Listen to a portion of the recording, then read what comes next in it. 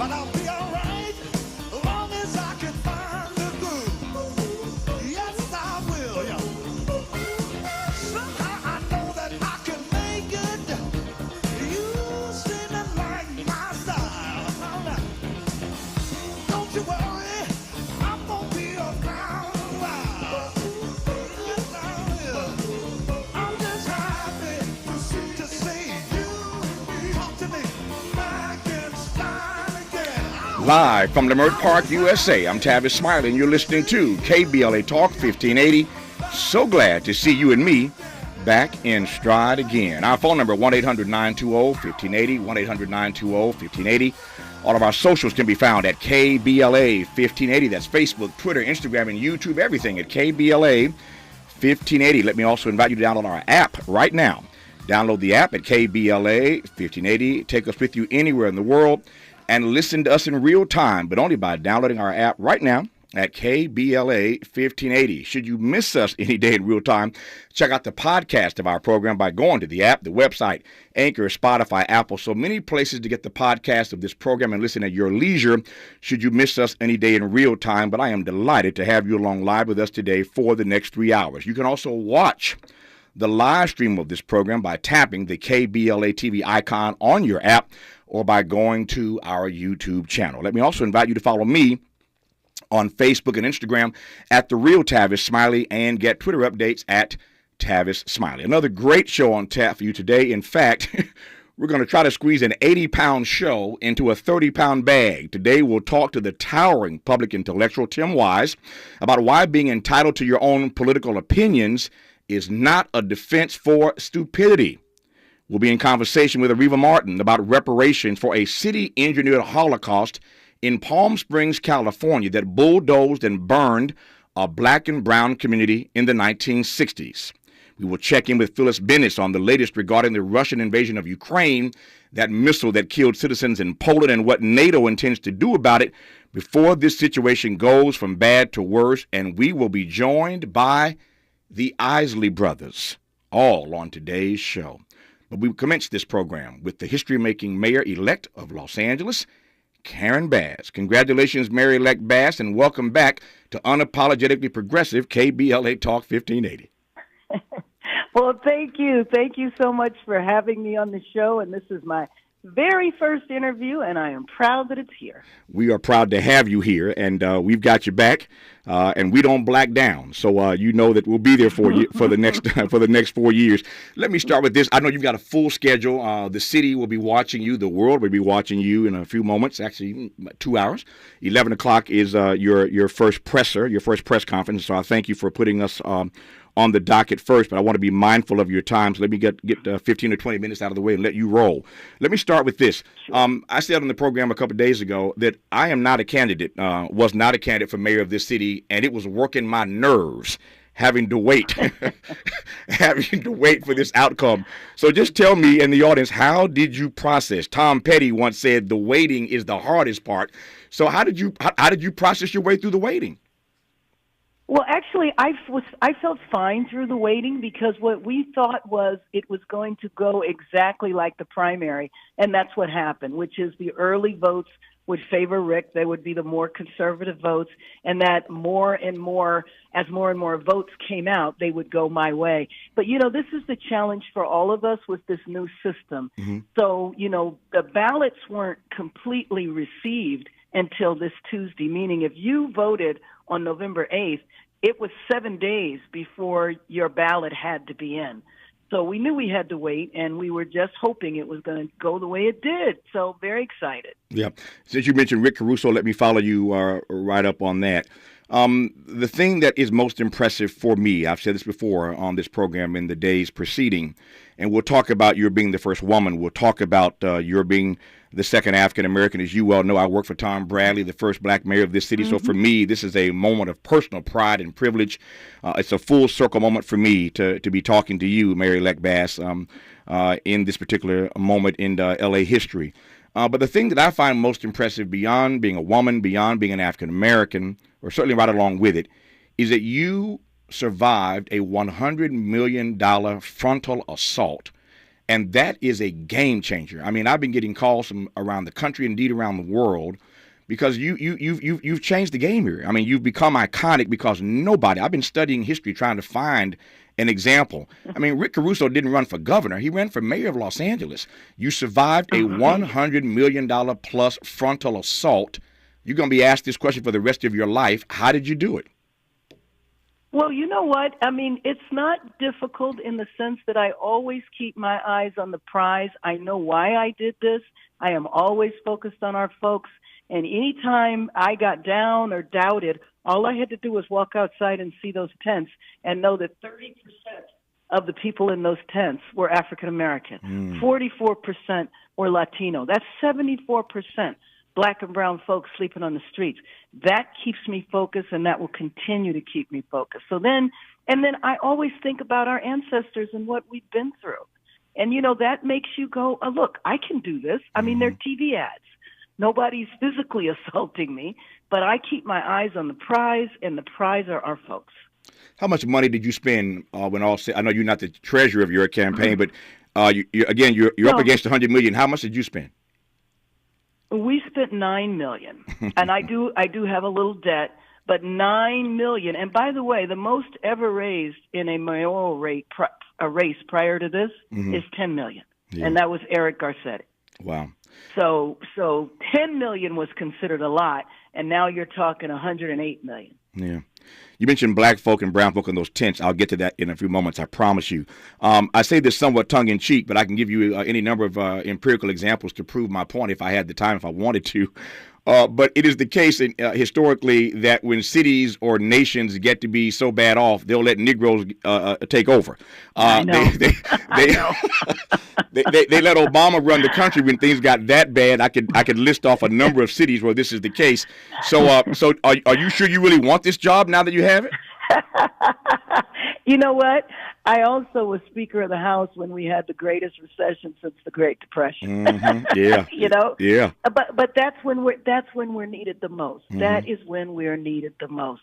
Because anytime times are hard, who gets the brunt of it? And so we can't. You know, to me, Tavis, what really drove me was that, and I know Rick, and Rick is fine, and we've been friends and all of that.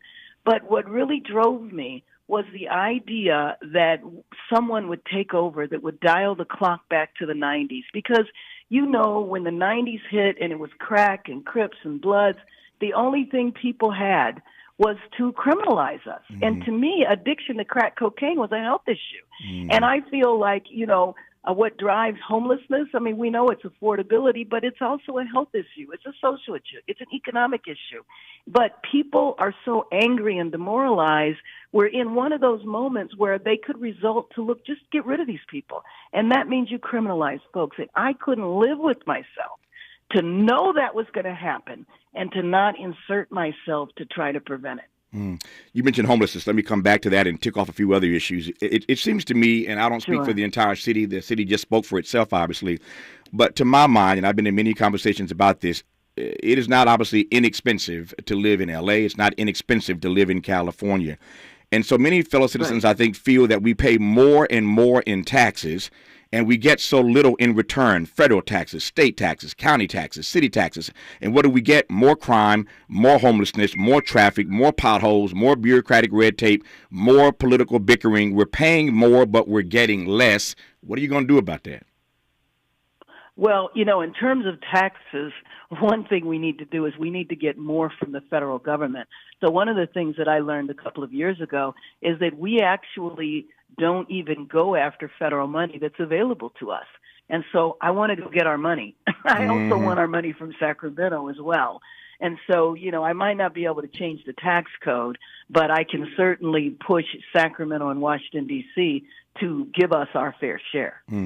What does success look like for you in 1 year? And I mind you, you're on tape and we're live streaming, so this answer is going to come back to haunt you perhaps in a year. So just recall exactly what your answer is. What does success look like for you in a year, Mary-elect Karen Bass? Well, success looks like fulfilling my commitments. And so I know that we won't end homelessness in a year, but I should be able to get 17,000 people off the street. And I also should be able to get rid of, meaning getting housed, most of the encampments. So my focus, especially in the first 100 days, is going to be to house a percentage of the encampments, the ones that are, the most problematic, and then to prevent them from reemerging. Because encampments don't happen overnight. It happens over time. You have one tent, and then you'll have 5 tents. So you need to stop it at 1 and don't let it get to 5. And the only way to do that is to build neighborhood support. The other thing that would be success to me is citywide involvement in this issue. Mm-hmm. Because if anybody in the city thinks that it's just going to be solved by elected officials, they're mistaken. The whole community has to participate in this because we have to house 40,000 people. And they can't all live in South L.A. and East L.A. and Pico Union. Mm-hmm. They need to live everywhere around the city. Yeah. The issue of crime. Talk to me. Yeah, so the issue of crime, two counts. I know that there are neighborhoods that want to see a more visible presence. There don't tend to be our neighborhoods. Our neighborhoods want serious investment in prevention, intervention, and the services to prevent crime in the first place. And I think I can make a huge dent in that. And that will be my focus. I also want to create an office of community safety that doesn't involve law enforcement. So at the end of the year, if I have that up and running and we've done a serious investment in crime prevention and have actually watched the numbers go down, then I will feel that that is an accomplishment. And I say this because and I follow crime trends, and I have. Remember, mm-hmm. That's the origins of the Community Coalition. Sure. Is when I was talking to the chief, he pointed out that one of the reasons why he thinks that there was a spike is that during the pandemic, the organizations that focus on prevention shut down, just like everybody else. Mm-hmm. And so I have been, while I've been in Congress, fighting for resources for those organizations that help people who were formerly incarcerated. Because, during mass incarceration, not only did people pass all these sentencing laws to lock people up, but they also passed laws to continue to punish people once they get out. Mm-hmm. I know I'm watching my clock here. Just a few minutes left with you in this conversation. I know you'll come back to our station any number of times over the next 4 years. I appreciate that deeply and sincerely. If I heard you correctly, I thought I heard you suggest that there are some issues that you think police ought not to be involved in this city that they're involved in right now. Oh, a lot of them. I mean, I think one of the things that has happened as a society is that we divest mm-hmm. from social, health, and economic programs, and then we expect the police to pick up the pieces. Mm-hmm. Mental health is probably number one. Mental health and homelessness shouldn't involve the police. Substance abuse shouldn't involve the police. And so building up those resources, and by the way, establishing a seamless relationship with the county. There's no reason for this division between the city and the county. Yeah. I'm sure that's news to Holly Mitchell's ears, and so I love the fact that two sisters are running the situation, so that should make things better right there. A few more things, I'll let you go here.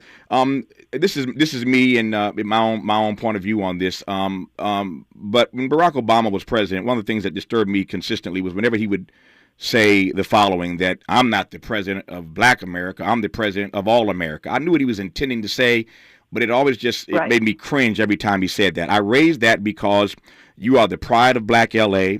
Black folk voted for you. They were rooting for you. They are celebrating you. They're listening to you right now on KBLA Talk 1580.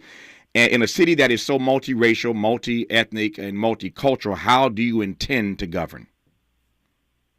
Well, I mean, I absolutely, of course, will govern citywide, but I have never, ever forgotten my roots and never will. And frankly, it's my roots that motivated me to do this.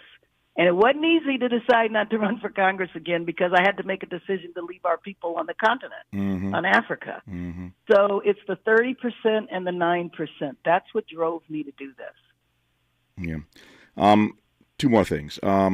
As I said earlier, sure. this is a full circle moment for me. I was very emotional yesterday when the news broke that you had won this thing. We were all expecting that, but it was just it was emotionally challenging for me to sort of navigate through that moment when it happened, because my mind immediately went to my friend, my mentor, my boss, Tom Bradley. So let me just ask you, how are you processing that you are only the second African American to lead this city and the first woman? Much has been said, much will be written about this in the months and years to come, but how is Karen Bass processing this moment? To be honest with you, I'm not processing that part of it. I'm really focused on getting things up and running because I only have 3 weeks. And that's crazy amount of time to try to pull an administration together. Mm-hmm. And so, to be honest with you, that has been my obsession. And I know it's important for me to think about the historical significance of being the first woman and following in, Tom Bradley's footsteps, especially in terms of the coalition building and the coalition that he built versus the coalition of 2022. Mm-hmm. But right now, I'm just focusing on getting the job done. And I so appreciate you lifting it up. But that is a little overwhelming. No, I get it. Let me close on this note. This is something I know you've thought about because I saw your statement last night. And, again, my mind went there almost immediately when news came that you were the mayor-elect of the City of Angels. Your precious daughter, you are now an example for young girls in this city and all across the country and around the world for that matter. But I thought about your daughter and how she'd process seeing her mother become the mayor of the city. Your thoughts? Yes. Well, I think she would have been ecstatic. But you know what? When you asked me that question, I actually flashed on this picture of her sitting next to me when I was being sworn in to the state assembly. And just the joy that she had, but also just the way she looked up at me. So now I'm going to have to go find that picture and actually look at it again because, in a way, she's looking down at me instead of looking up at me like she did so many years ago when I was sworn into Sacramento. Yeah. Here's the exit question. I'll give the mic to you. What do you want to say to the listeners of KBLA Talk 1580? I want to say thank you from just, I'm just full of the love that I felt every place I went in the community. And I just want the listeners to know that I promise you I won't disappoint you. I will be accessible. I will never forget where I'm from and understand that is my primary motivation. She is the mayor-elect of the city of Los Angeles. She is Karen Ruth Bass. Mayor-elect Bass, thank you again for the honor of having this conversation. We'll do it again many times over the next 4 years, I'm sure. I appreciate it. Talk to you soon. All the best. Bye-bye. She's off to her 11 o'clock press conference with the rest of the city, but we thank her once again for giving KBLA Talk 1580 the first opportunity to talk to her as the mayor-elect of the city of Los Angeles. Tim Wise, when we come forward on KBLA Talk 1580.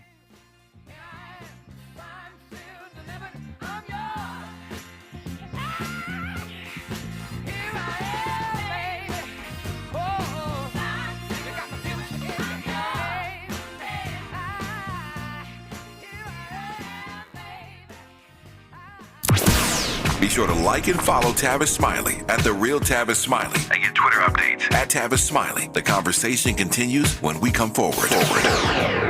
This Sunday and every Sunday is the African Marketplace and Drum Circle Community Market. Get free groceries, essential resources, and buy black from local merchants of arts, beauty, custom black merchandise, and more. Choose from a wide variety of cuisines, custom-made clothing, jewelry, and a lot more. Experience the true essence of Africatown at Leimert Park every Sunday from 11 a.m. to 5 p.m. Join the Drum Circle, dance, enjoy live performances, connect with other conscious black people. Experience black excellence every Sunday in Africatown at Leimert Park. You can find us on Degnan Boulevard near Vernon and Crenshaw in the heart of Africatown at Leimert Park. That's the African Marketplace and Drum Circle Community Market. Join us for music, shopping, food, and fun this and every Sunday. Support black businesses, recycle black dollars, and feed your soul. The African Marketplace and Drum Circle Community Market every Sunday in Africatown at Leimert Park.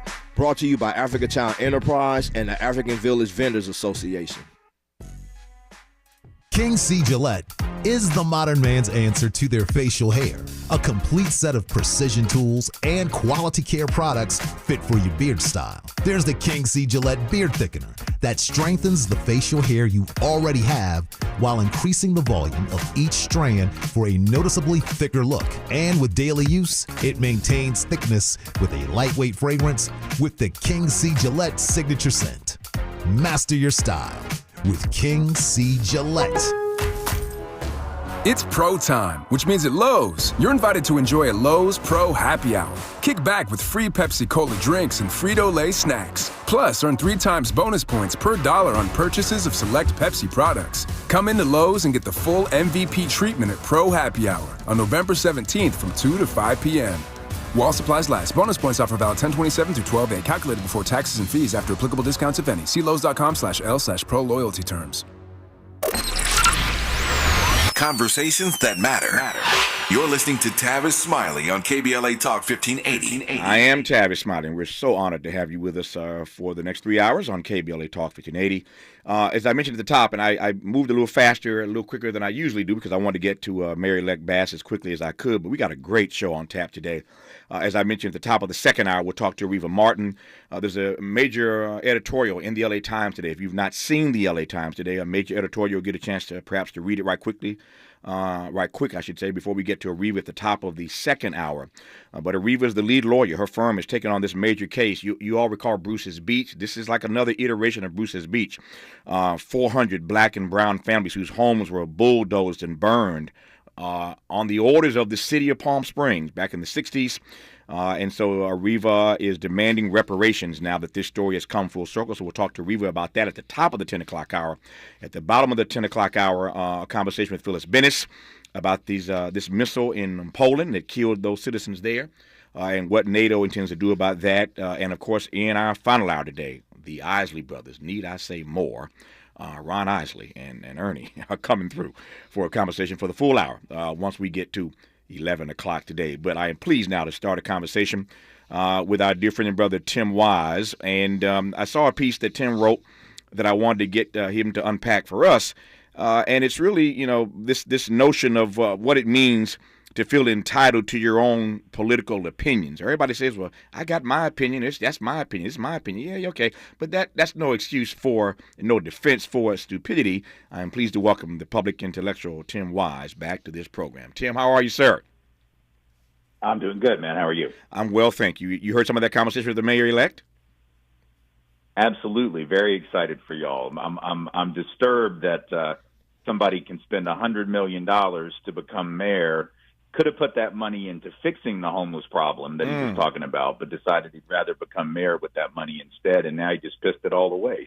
Yeah. You got to wonder now what's going on. But anyway, congratulations to Los Angeles. No, Jess Unruh, one former state official here in California, once said, and I love this quote, that money is the mother's milk of politics. Money is the mother's milk of politics. What do you make of all the money in our politics, Tim? Well, I mean, obviously, on the one hand, it buys a lot of influence. The good news is, and I think we're starting to see this more, we saw this with the mayor's race out there. I think we've seen it even in some national races, that it doesn't necessarily fool the people. That there is a power that is stronger than that money. There is an ability now, and this actually relates to the piece that you brought up that we're going to talk about. Mm-hmm. There is an ability, and it's both good and bad for people to access information in ways they couldn't before. 30 years ago, when you and I were really doing our, early on in our careers, it was really hard to get the word out about ideas, right? You had very limited ways to get heard in the media. And on the one hand, that meant you didn't have to sift through as much nonsense. But on the other hand, it meant you had a real concentration of information where the money controlled virtually everything. The good news is that in the last 30 years, the decentralization of information means that grassroots groups who don't even have a lot of money can still get the word out. They can do that via social media. They can do that via other channels. The bad news, right, which is what we're going to talk about with this piece, is that you have to learn how to sift through the nonsense, because if anybody can have access to make noise, then anybody can have access to make noise, and that can be both good and bad. So I think money still has a lot of power and a lot of control, but harnessed correctly, the power of the people can still trump that. No pun intended. I realize whenever I say trump that now, I have to sort of qualify this term. It didn't used to be about him. Yeah. I'm sure he'll copyright it at some point to get paid. But, yeah. So let me do this. I've got 2 minutes before news, traffic, and sports. Let me give the microphone to you for 2 minutes. Let you frame the piece that you've written.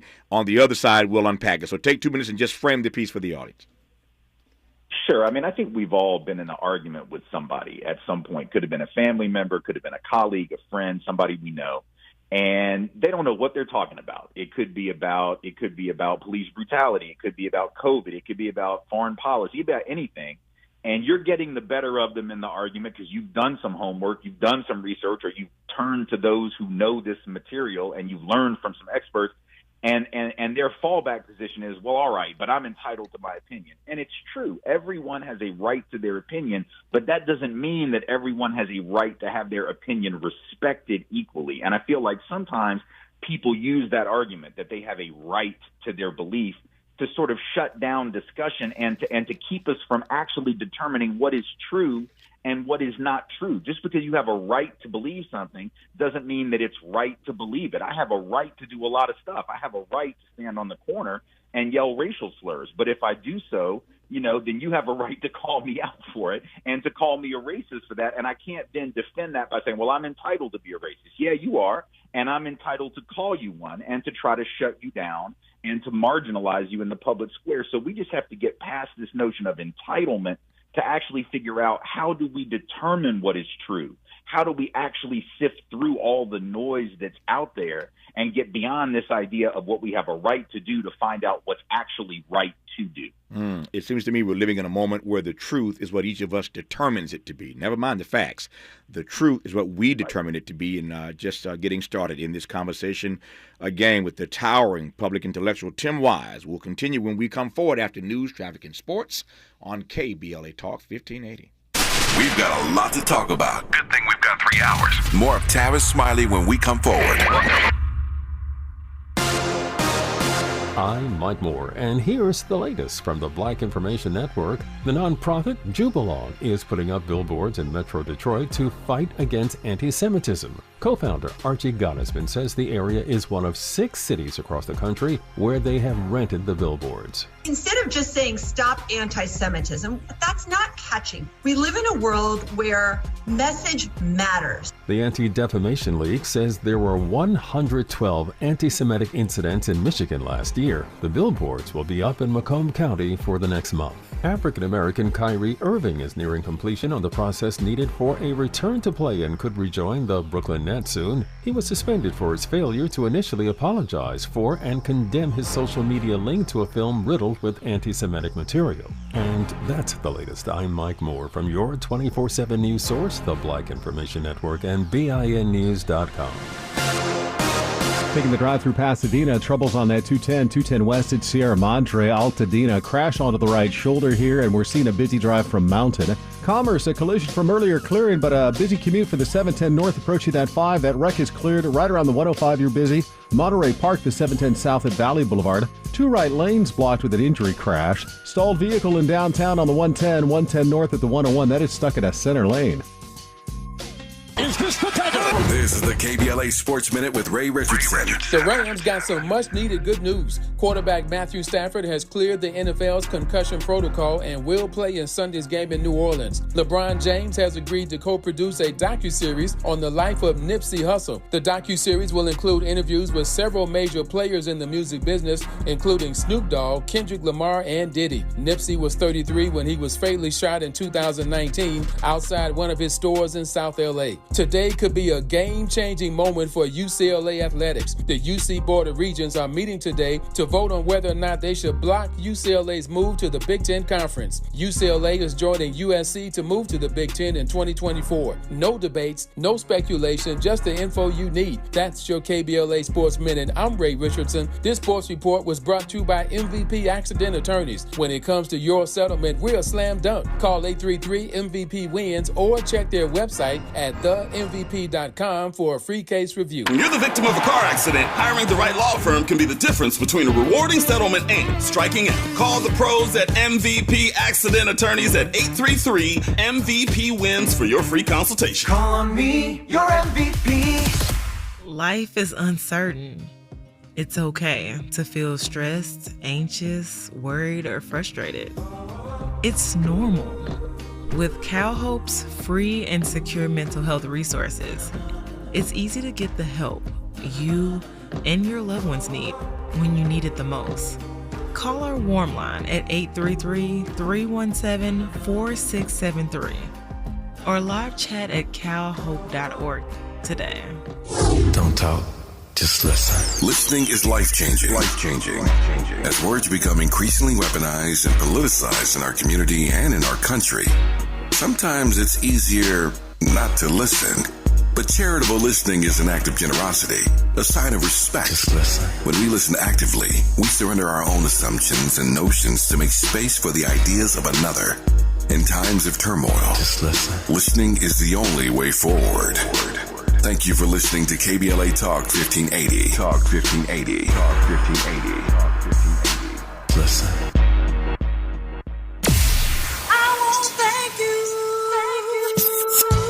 KBLA Talk 1580 would like to thank all the businesses that tune in to KBLA at work. We celebrate you, your calls to the station, and your overall support. To show our appreciation, we would like to treat your office to a lunch for 10, brought to you by K. Michelle's Kitchen Catering. Open the KBLA Talk 1580 app or log on to KBLA1580.com to be selected for our Office of the Week. We know you are just like our staff, putting in many smart, hard-working hours per week. We just want to say thank you, and we appreciate you.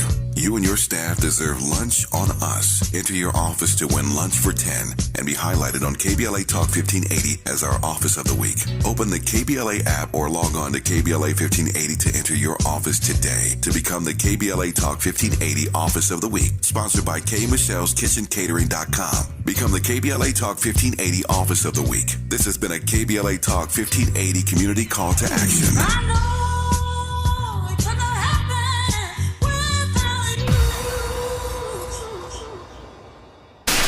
We're not ratings driven. We're engagement driven. You're listening to KBLA Talk 1580. Check it out.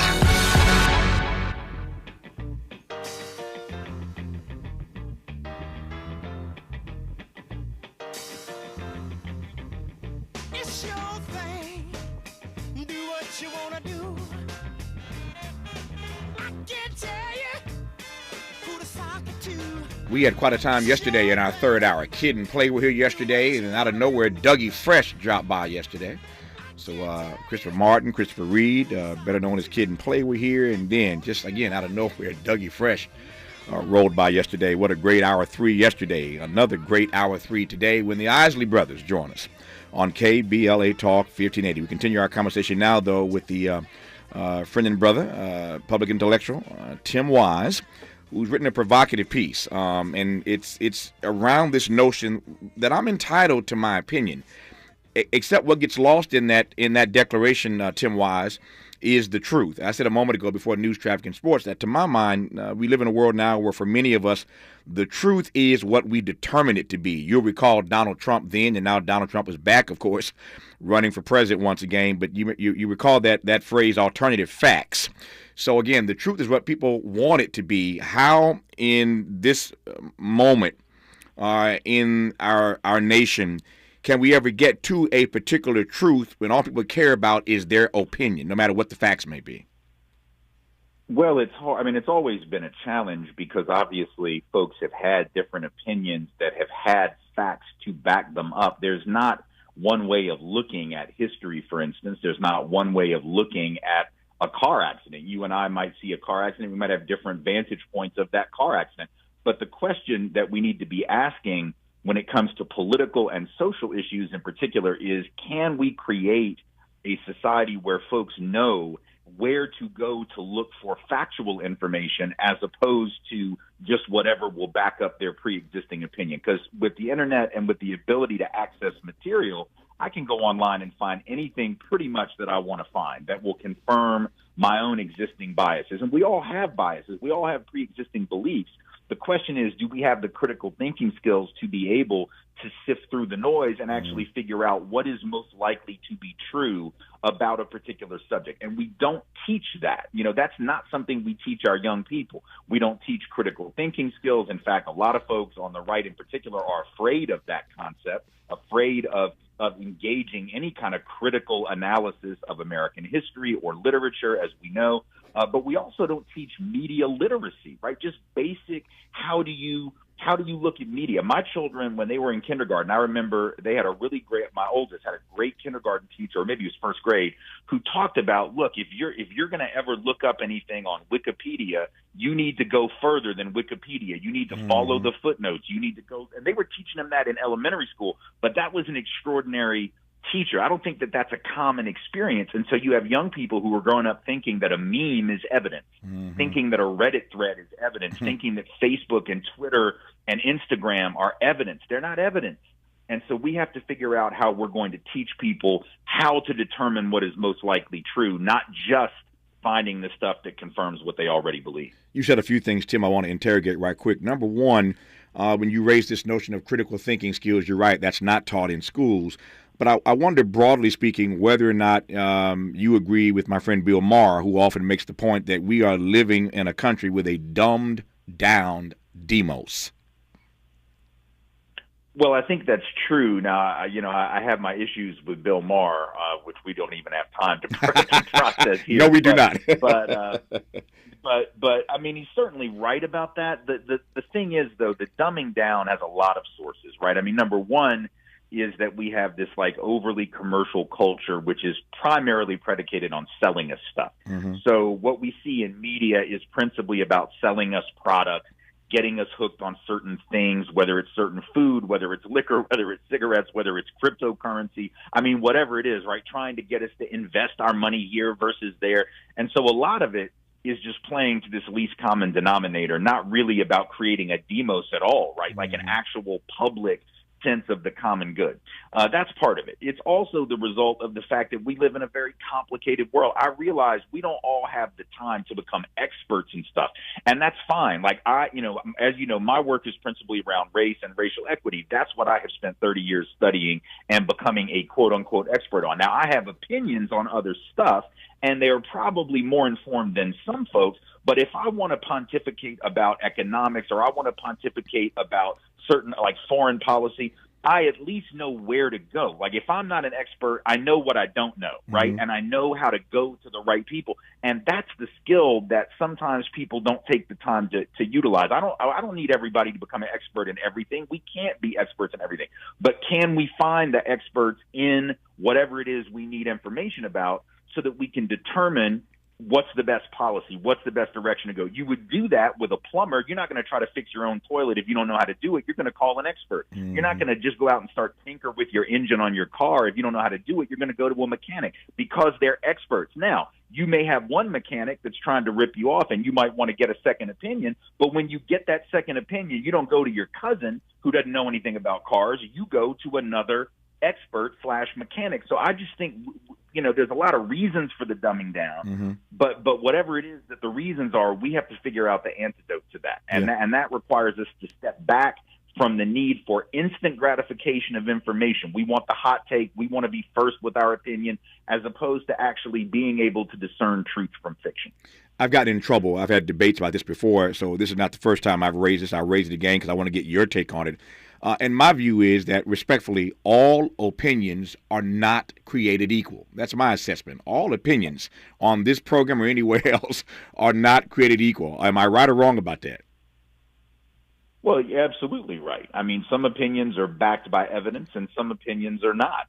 And evidence makes an opinion more valid. Now, there may be evidence that points in different directions, and that's where we can get into discussions. We can have good discussions about what's the best top tax rate. We can have good discussions about what's the best way to fix our schools or whatever. But if you're coming to that conversation with a belief that isn't backed by any evidence at all, why should anyone listen to that? If you're going to come to me and say, well, this COVID vaccine turns you into an alien, that this COVID vaccine is Satan's DNA, I don't need to you don't deserve the time of day to be heard on that. You don't deserve to be given equal time just because you have an opinion, and so all opinions are definitely not created equal, and we have to learn how to figure out which ones are more valid and which ones are less so. To your point now, one of the things that has disturbed me for quite some time, and we could spend hours talking about this as we could about Bill Maher that you referenced a moment ago, but this irks me as a guy who's in this media space.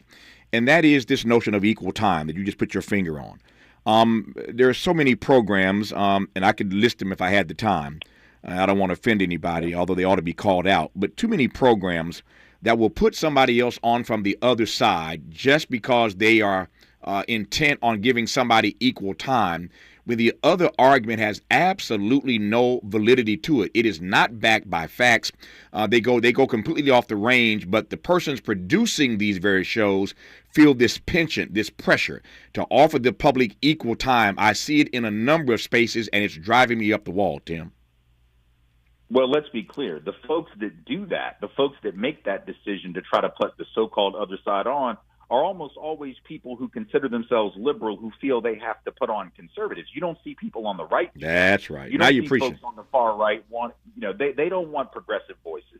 But somehow the folks at CNN, for instance, believe, well, gosh, we got to try to get these Trump people, so let's give a show to this person, or let's give a show to that person. Now you got MSNBC wanting to give a show to Hugh Hewitt, to try, supposedly going to take some Fox and Newsmax viewers. Do you actually think that Fox and Newsmax and OANN viewers are going to come over to MSNBC just because Hugh Hewitt has a show? It's nonsense. But this is the thing. This is the thing liberal folks don't get, is this idea that you have to be fair-minded and equitable, even to ideas that have no validity or evidence, is something the other side will never do for you, even when you have evidence.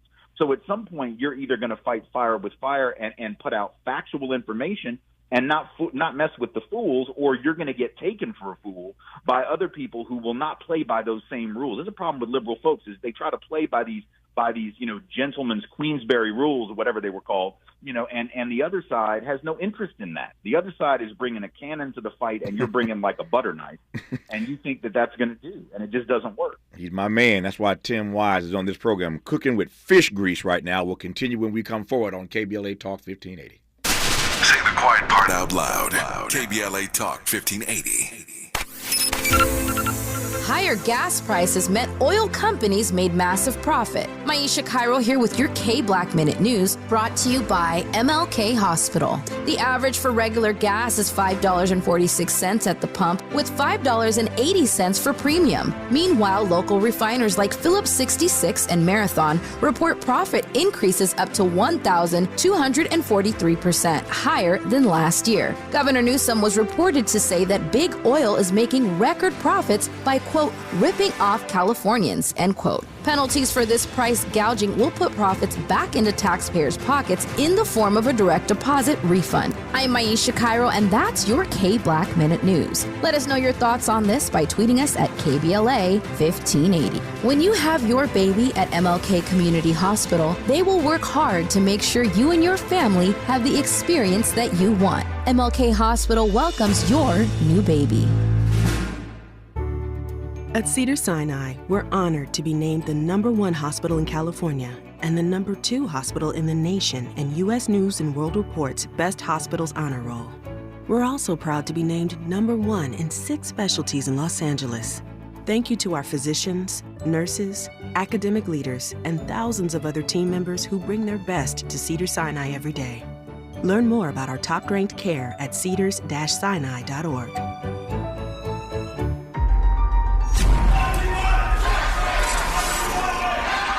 Racial arsonists set LA City Hall on fire. And everybody is running out of the building straight to KBLA Talk 1580.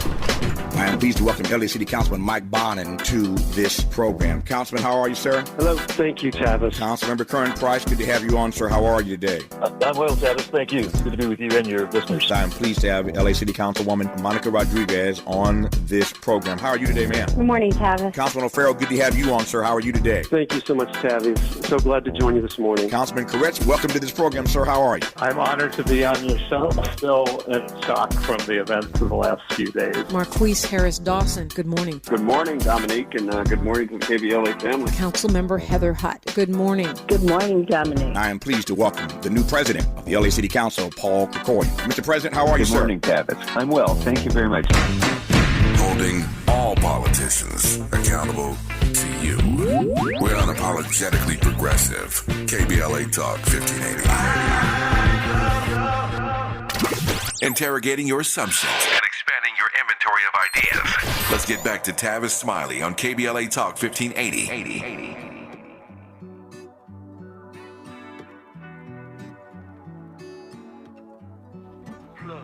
You're looking at the plug. Ooh, you know I got it. The Isley Brothers join us today in our third hour. In this hour, we started with Karen Bass, the mayor-elect of this city, and thank her once again for her time. I know she has a full schedule today, and we'll all be watching the press conference around 11 a.m. when she speaks to the entirety of the city. But we thank her for coming to KBLA Talk 1580 first this morning. We continue now our conversation with the public intellectual Tim Wise. Tim, you mentioned earlier your expertise, which we all know, of course, is in the arena, the area of race and racial equity. In that particular arena, which, again, is such a huge conversation still in this country, to my mind, racism still the most intractable issue in America. In that particular arena, how do you see the notion of people having their own opinions holding us back from where this country might otherwise be allowed to go regarding race relations? Well, we see it on social media, and the inability of social media or unwillingness of social media to regulate itself in any way, shape, or form in the name of so-called free speech. So if you want to go on Twitter and post overtly hateful, racist content, if you want to go on social media and post nonsensical, anti-scientific nonsense about racial superiority of white people, for instance, you can do that without any kind of check or balance, all in the name of free speech. Now, let me be clear. Do you have free speech to say that stuff? Of course.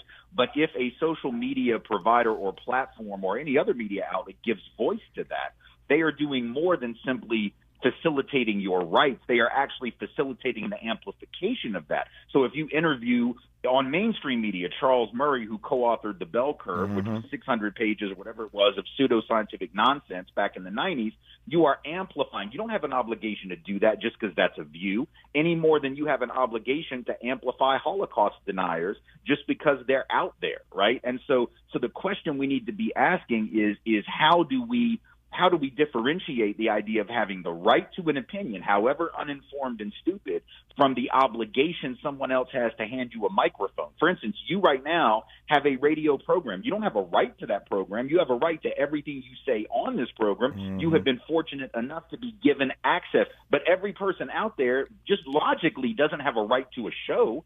Just because somebody comes along and says, well, I have an opinion different than Tavis, and if you don't give me a soundboard and a mic and a studio, then you're restricting my freedom. No, fool, you can have your opinion, but unless you're good enough to merit a show and can demonstrate that, then you don't get a show. The same ought to be true with these foolish ideas about race, this idea of racial superiority and inferiority, these ideas that would suggest, for instance, that the Civil War, I'm from the South, the Civil War here, people will tell you it wasn't really about white supremacy and enslavement, even though all the historical evidence says it was. If you believe otherwise, and you think you have a right to teach at a university that the Civil War, that secession was not about that, you are not following the scholarship. So they're not under any obligation to create a spot for you in the history department just because you have a different view. Just like a geology department doesn't have to hire a flat earther or somebody who thinks that the world is 6,000 years old. Feel free to say that nonsense all you want, but the rest of us have a right to shut it down and to call it foolishness, which is what it is. What do you make, right quick, Tim, of this anti-science narrative that is being advanced daily by politicians and the like? Because, again, you talk about people feeling entitled to their opinions. You're not entitled to express views that are totally anti-scientific, and yet we see more and more of that, and I fear we're going to get more and more of that now that Republicans control the House. Right. I think the concern, look, you can be pseudoscientific if you want to be, but you don't have the right to be taken seriously alongside scientists. Listen, doctors will disagree about stuff. That's why when you ever go get a doctor to give you an opinion about something and people say, oh, I want to get a second opinion, well, you should do that. But you get a second opinion from another doctor, right? Like if I go to an oncologist and that oncologist says, man, you need chemo, I can't just go to my cousin Betty and say, Betty, what do you think, chemo or no chemo, right? Like I'm going to go to another doctor, and that doctor might say, well, actually, here's a different way, and then I have to figure out what I want to do. The problem with the anti-science perspective is it's not about saying, listen, we ought to have a skepticism about expertise. Because, look, there are experts out there that have led us wrong about a lot of stuff throughout history. but it's about going to another expert then, not just somebody randomly, Chia Mama 411 on Reddit or something who's going to tell you how to holistically solve all your health problems. Like that's not a real source of information, right? And so it's fine to be skeptical, but skepticism ought not be cynicism. And what we saw during COVID was skepticism becoming cynicism, where it was, if you're an expert, you're a doctor, you're Anthony Fauci, you're trying to kill me, therefore I should ignore you and turn to my neighbor for information about how to fight COVID, or I'll just eat healthy and that'll be enough. Like, doctors are not, by and large, trying to kill you. I realize there's a long history of medical malpractice, particularly racist use of medicine and classist use of medicine. But the idea that, therefore, we don't listen to people who went to medical school and who are doctors, that we just listen to random people in our social circle, makes absolutely zero sense. Be skeptical. Don't be cynical. In our remaining moments with Tim Wise, all opinions are not created equal, but there are 9 people in this country whose opinions have a lot more weight than all the rest of ours. You see where I'm going? Our remaining moments with Tim Wise in a moment on KBLA Talk 1580. This is KBLA Talk 1580, where we turn red lights to green lights and keep it moving. KBLA Talk 1580. We've got a lot to talk about. Maisha Cairo here for KBLA Talk 1580. We're live in Los Angeles at JP Morgan Chase's Advancing Black Wealth Tour. And I'm speaking to some of the attendees today to see why it was so important for them to be here. I find it important to be here as a business owner and entrepreneur because I want some more capital, and I'm not really a fan of loans. So it's really interesting to see how people have gained wealth and what different spaces to advance my money in, whether it be stocks, digital. And why do you think it's important for a company like Chase to promote building generational wealth in Black and brown communities? I mean, it's important to me as one of the biggest banks in the world to promote Black wealth, because most banks don't really, in my opinion, care about the money that I'm spending as they would, opposed to a white counterpart that might have the same dollar amount in their accounts. Well, you can bet on Chase offering insights on financial health, the path to home ownership, and entrepreneurship. It's the Chase Advancing Black Wealth Tour. KBLA Talk 1580. We've got a lot to talk about. KBLA Talk 1580 joins you in standing for human rights. The Los Angeles Civil, Human Rights and Equity Department, or LA Civil Rights for short, is focused on reducing bias and injustices while leveling the playing field. LA Civil Rights does this through equity and empowerment, the Office of Racial Equity, Hate Prevention, Upward Mobility Programming, and Youth Programming. They convene commissions and advisory councils. The Civil, Human Rights and Equity Department of the City of Los Angeles is led by founding executive director Capri Maddox and is breaking new ground for municipal governance. LA Civil Rights oversees citywide initiatives, including the Renew Program, LA Repair Program, and the LA for All campaign. The LA Civil Rights Department believes that the goals of equity and inclusion for all people can be achieved through hard work and collective action. To get involved and be part of the solution, report a civil rights violation, or get more information, visit civilandhumanrights.lacity.org. That's civilandhumanrights.lacity.org, or call 213-978-1845. This is a community call to action from KBLA Talk 1580. Let's unpack a little bit more with Tavis Smiley. The conversation continues right now. Breaking news here. Breaking news that we'll get to with Areva Martin here in just a few moments. Nancy Pelosi is stepping down as House Speaker and has announced that she will not seek re-election to House leadership. So the era of Nancy Pelosi as leader in the House, either as Speaker or Minority Leader, is over. Nancy Pelosi, who won, of course, recently her seat to the House once again out of San Francisco, announcing that she will not seek re-election to leadership. Obviously, she won't be Speaker since Republicans are taking over the House, but she will not run for Minority Leader. So the era of women making history, we're talking to Karen Bass earlier about making history here in L.A.